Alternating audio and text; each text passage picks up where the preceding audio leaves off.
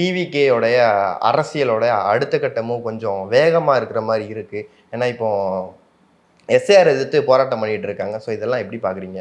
இதை தானங்க நம்ம திரும்ப திரும்ப சொல்லிகிட்டே இருக்கோம். நம்ம மட்டும் இல்லை, எல்லாருமே சொல்கிறது அதுதான். மக்களோடு இணைந்து அரசியல் பண்ணுங்கள். நீங்கள் பாட்ட உட்காந்து ஒரு இடத்துல வெறும் அறிக்கைகளாகவோ ட்விட்டர்லையோ ஒரு அரசியல் பண்ண முடியாது. இன்னொன்று, பனையூர் பங்களாவில் அல்லது பனையூர் ஆஃபீஸில் வாசலில் ஒரு 5 சிலையை வச்சுட்டு மாறி மாறி மாலை போடுறதோட அரசியல் முடிஞ்சு போச்சுன்னு இருக்கவே கூடாது. வெளியில் வரணும் முதல்ல. இந்த மாதிரி பிறந்த நாட்கள்லாம் எதுக்கு பயன்படுத்திப்பாங்கன்னா, ஒரு தலைவருடைய பிறந்த நாளை ஒவ்வொரு அரசியல் கட்சியும் எதுக்கு பயன்படுத்திக்கணும்னா, மக்கள் வந்து பார்க்குற மாதிரி ஏதாவது ஒன்று பண்ணுவாங்க. கூட்டமாக போய் மாலை போடுறது, பிரார்த்தனை பண்ணுறது, இது மாதிரி ஏதாவது ஒன்று நடக்கும். இப்போ கலைஞர் பிறந்த நாள் அப்போல்லாம் கலங்கரை உறக்கத்துலேருந்து அப்படியே நடந்து போவாங்க. திமுகவில் ஒரு பெரிய கூட்டம் நடந்து போகும், மக்கள் பார்ப்பாங்க. அப்போ மக்களை நீங்கள் அட்ராக்ட் பண்ணுற மாதிரி ஏதாவது ஒன்று பண்ணிக்கிட்டே இருக்கணும்.